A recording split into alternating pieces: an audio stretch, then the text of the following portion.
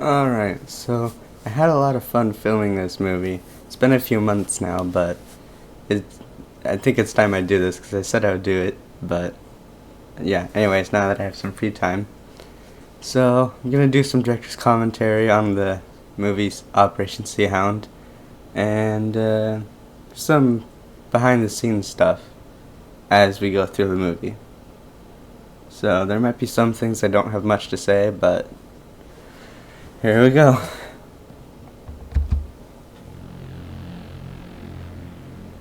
Antarctica, a cold, harsh, unforgiving place. For the intro, I wanted a kind of cool cinematic introduction, so I kind of did this. Got a bunch of pictures from the Bedyacht Discord server, and just kind of put them in there, and put a voiceover on there. Large oil deposits were discovered And in I Antarctica, think it turned out pretty well. hiding under the thick ice. Russia was the first to This also gives a little bit of backstory as to why a lot of things in the movie happened, and so that it makes a little bit more sense. The Antarctic Treaty System, the treaty that kept Antarctica neutral, was abandoned. Antarctica became open ground for raiding and annexation. Many disputes arose regarding various treaties in land and trade. NATO broke apart. Russia invaded the UK and obtained many of their naval warships. Now, the US has sent one nuclear power submarine to neutralize a Russian attack fleet nearing an American Antarctic region and resecure the area, the USS Seahound. This is not inspired by Greyhound, by the way. The word's name Seahound popped into my mind, and I just thought it sounded pretty cool, so I just used that.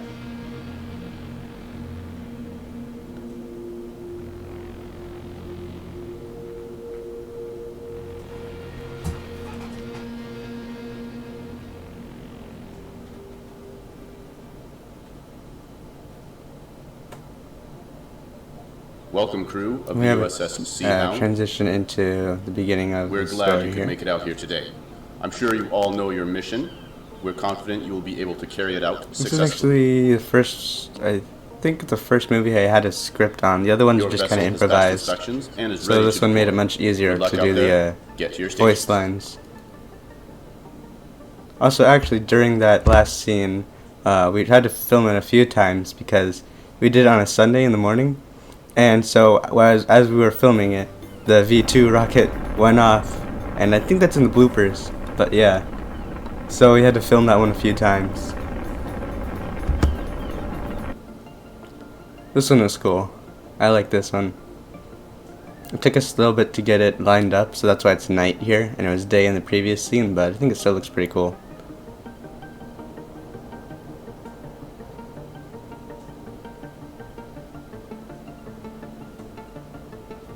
Yeah, and then here, you can actually see the V2 in the distance, kinda, going through the sky. I think that was a pretty cool shot.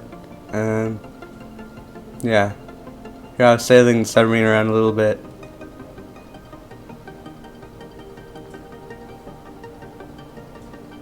And you can see Port Foster there in the distance a little bit. Here we dive. I had to make sure I didn't dive too far, otherwise everything would become foggy, and I didn't want that. You can barely see Foster though, it's the sky.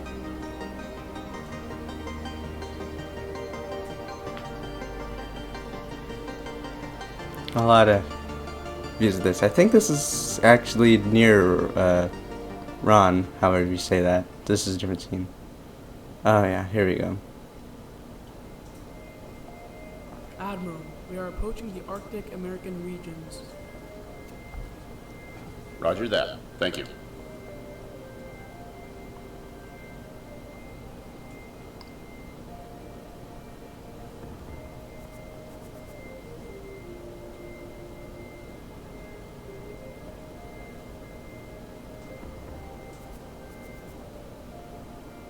Where are we heading? Do you not remember the briefing? To the American region of Antarctica. Actually, the main reason why I picked this submarine to use was because all the other ones, the ceiling was too low, so if someone chatted, you couldn't see the chat box above their head. So this one you could, so that's why I used this one. But if I wanted something else, I wanted something more like uh, something that has better armament. I probably would have gone with a different submarine. This one only has a few torpedoes, and that's all. I remember it's been a while since I used it. But yeah, that's the main reason why I used this submarine. If you were wondering, it's a Nautilus class.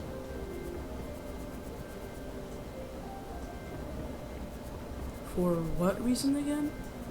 Russian attack fleet has been spotted near the region.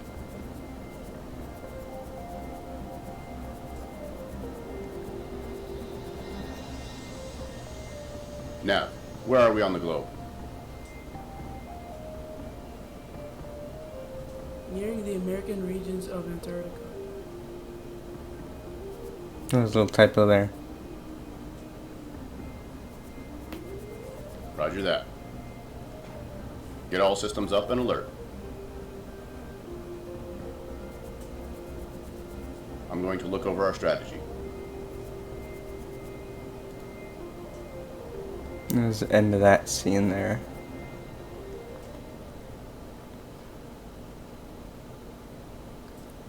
And now we see the Russians.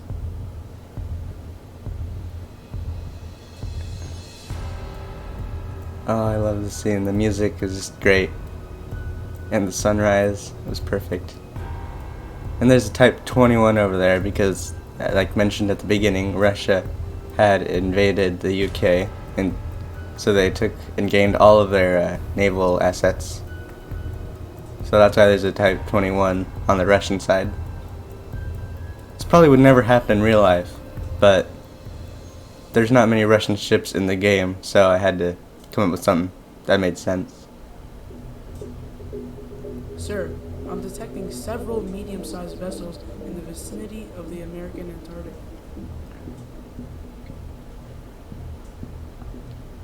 Can you make out their country of origin? No, sir. Roger that. I'll take a look through the periscope. This is a cool shot. Probably should have done this during the day, because it's kind of hard to see at night. But they're also far away, so you couldn't really see them either. Anyways. So the resolution isn't very good, so you can barely see them. Unfortunately. They seem to be a Krivak and a Type 21.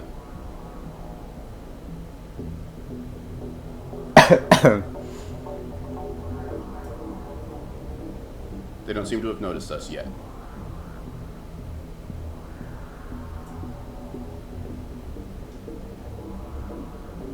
Do we flee? No. Our mission is to eliminate them. Sir, how are we supposed to take down these? Prepare weapons and be on high alert.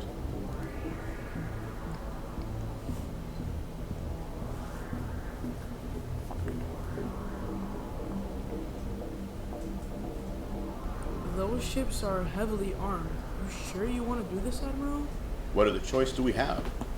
Now, advance towards the fleet. Maintain 15 knots, depth of 40 meters. Sir, yes, sir.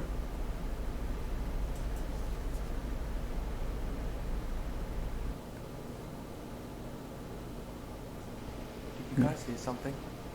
Here's on board the Type 21.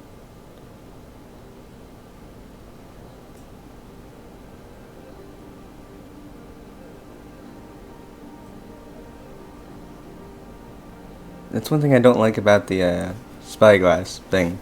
When you use it, there's the mouse cursor in the middle of the screen, which doesn't make it very useful for the movies like this, in that way. Because I like to keep the cursor off the screen. I like to keep it up in the upper left corner, and I just crop the screen in the video a little bit. I heard something on the radar. A blip. That's how you don't get any Split second. UI on the screen.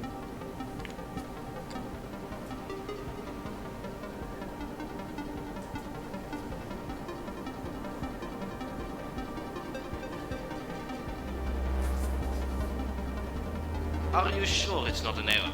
Not sure. Because here's some Russian accents there. That's because they're supposed to be Russian and British, like I said earlier.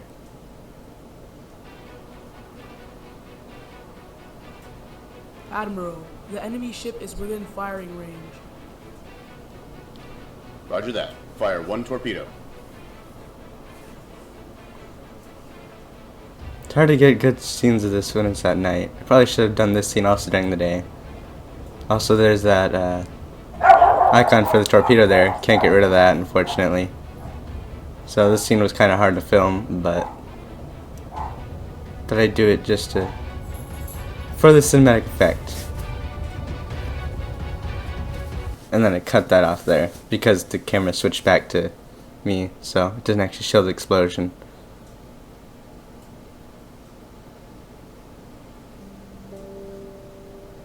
There's actually 2 Type 21s over there and a Krivek, but yeah.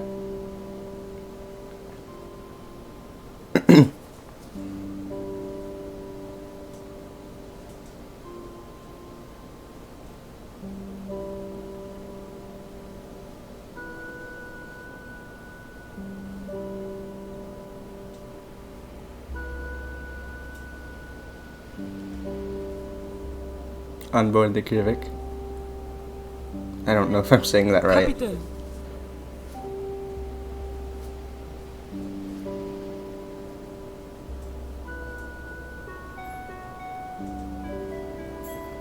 Type 21 there. What could you possibly want at this time? I have just finished inspecting damage. I thought you would like a damage report.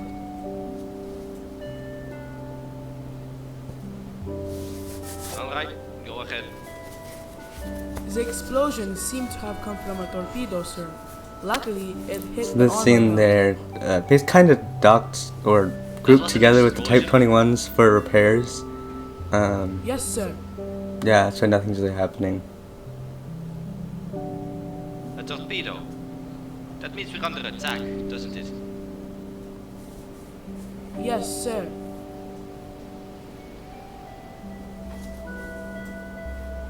Did you ever see the ship who sent it?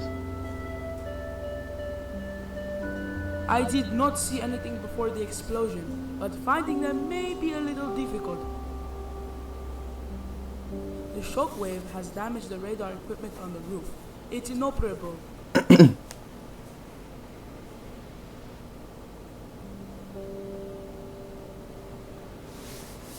There's a Type 21 point of view. Hey, you lot alright?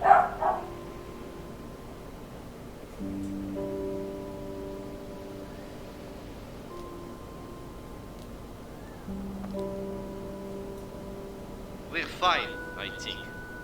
The ship has been hit by a torpedo.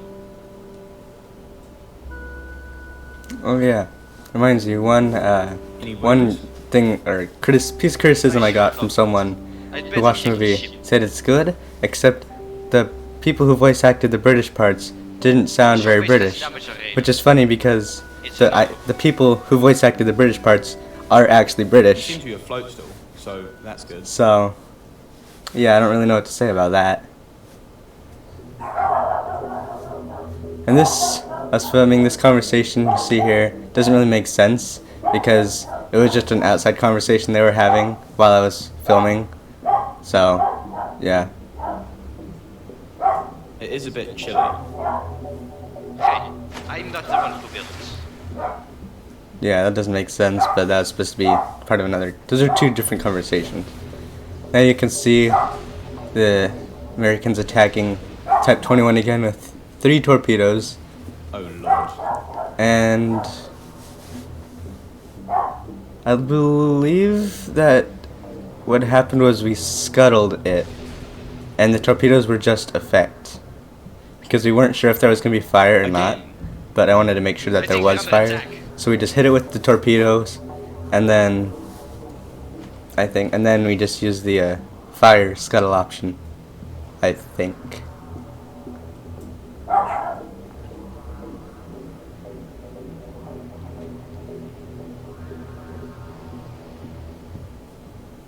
The ship's up in flames.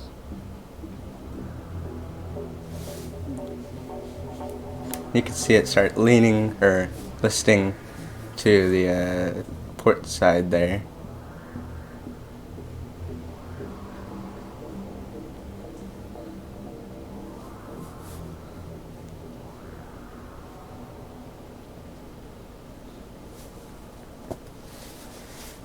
Now we're back in the submarine. Direct hit, Admiral. Roger that. Let's lead them on a little goose chase, shall we? Well, this would never happen in real life, but since this isn't real life, it happened. Submarine would never surface and would never get that close. But, yeah.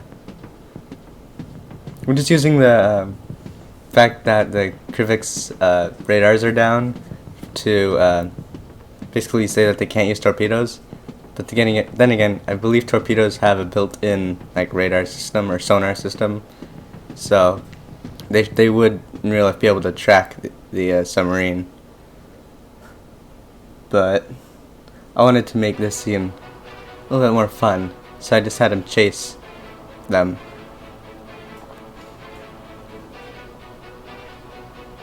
And I told the other ships, the warships, to intentionally miss the submarine when shooting at it. So I told them, do not hit the submarine. Because I was sailing the submarine here, and I had PvP off for this scene, but I told them to have it on. That way I couldn't get damaged. Because if one of our ships accidentally sunk here, it would take forever to get all the way back down here to Port Foster, because there's no spawners here.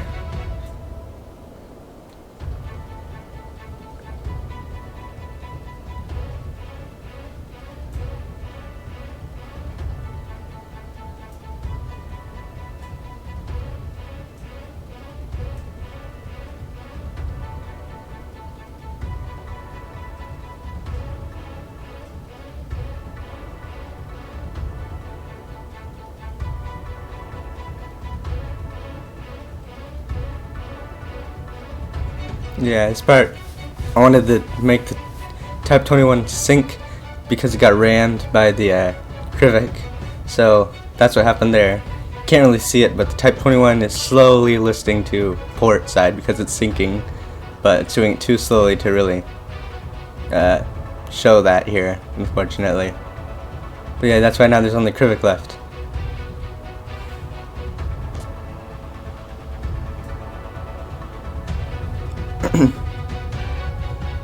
And now I had turned PvP on, and I had to do this. I couldn't get rid of that, unfortunately. But here, we shot a torpedo at them,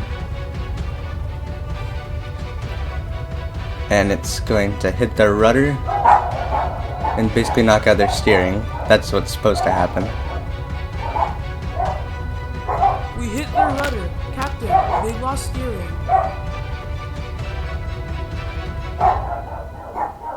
And so now what happens is they're not able to turn, so I made sure that they were lined up with an iceberg. So what's going to happen is they're supposed to go ramming into the iceberg, and that's supposed to sink them. However, I even told them to turn ram damage on, but the iceberg didn't sink them, so I just shot a few extra torpedoes at them to sink them.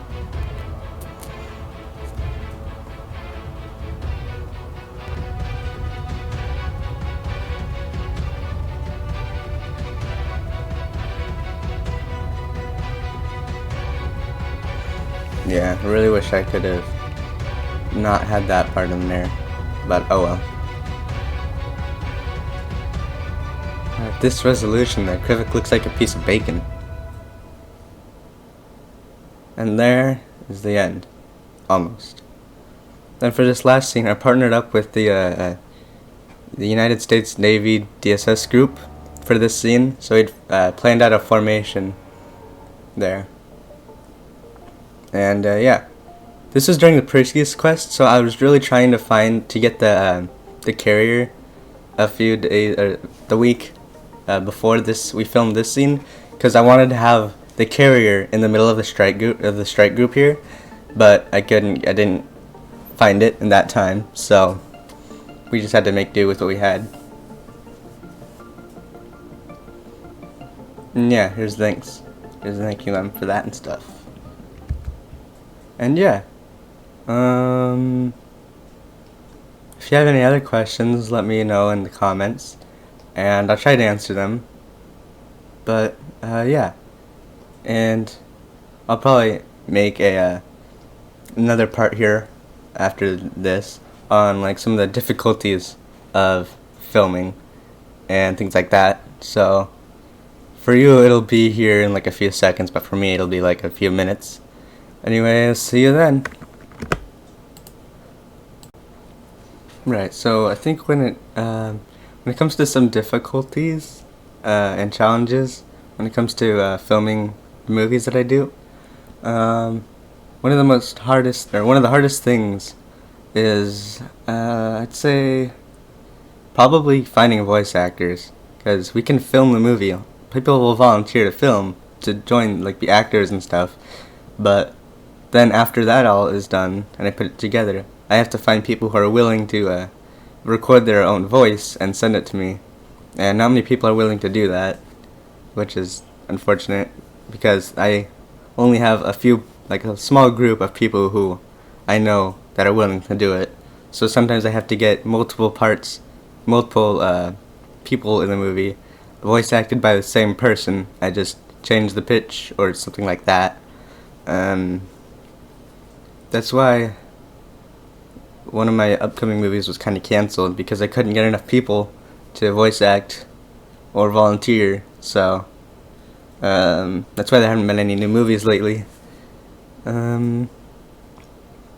Yeah, and if you're curious to how I get actors there, and you haven't seen the announcements and stuff I put on the community tab, I have applications in my Discord server where you can fill them out, and I review them after a certain amount of time, usually like a week or a few days, and that's how I choose actors. Like I could choose, there's different roles. I have actor, scriptwriter, props team.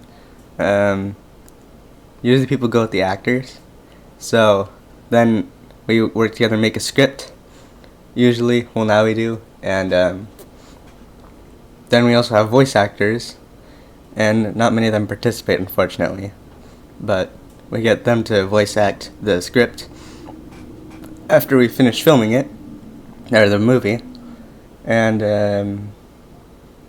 yeah, that's how that works. Then I just edit it all together, and puts music to it, and looks pretty good. Let's see what else is there. Oh yes, sometimes bugs and glitches happen in the game that prevent certain scenes from being filmed correctly the first time.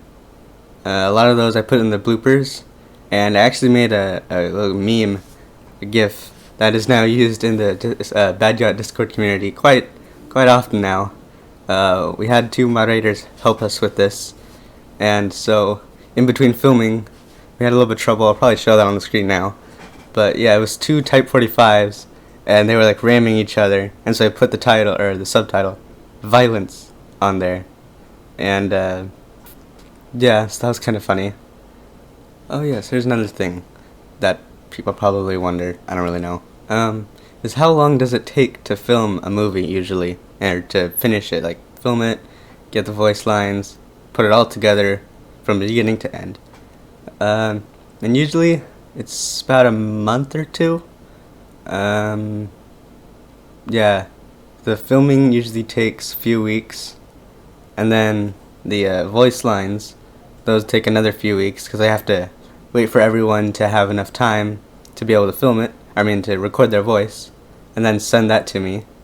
And then if there's anything that I would like them to change about it, like a certain accent or something like that, then I ask them to re-record it. And then, which is also why I ask several people to record certain voice lines, and then I just choose whichever one fits the context the best, and I tell them all that. So, and I do appreciate that they all volunteer for it and take time out of their life to do the voice recordings. So I do appreciate that, but I go with the one that goes with the context the best. And that's why I also get the people to record multiple voice lines, because if one line they say isn't the best for that context, then maybe another line that they say will be good. So they all have a fair chance to be put in the movie. And I don't want to like ignore anyone say, no, you can't be in the movie. You didn't do good enough. I don't want to do that. That's not right. But yeah, so the voice lines take a few weeks. And editing takes usually a week, maybe a little bit more, but usually 1 to 2 weeks at the most. And then I have to find the music. The music I just look on the YouTube audio library, and then I put that in there, and then yeah, it's usually pretty good from there. Then I just export it and upload it to YouTube. And sometimes I premiere it, sometimes I don't, but usually I do if it's a movie. And yeah, I feel like this was one of my best movies in terms of how it was made and stuff like that. The plot was alright, I think. There were some things that could have been better, but the aspects and all the features of the movie, I think, are make it the best one on my channel so far, I believe.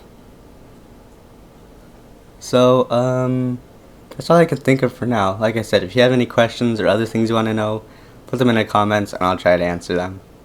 Thank you and have a great day.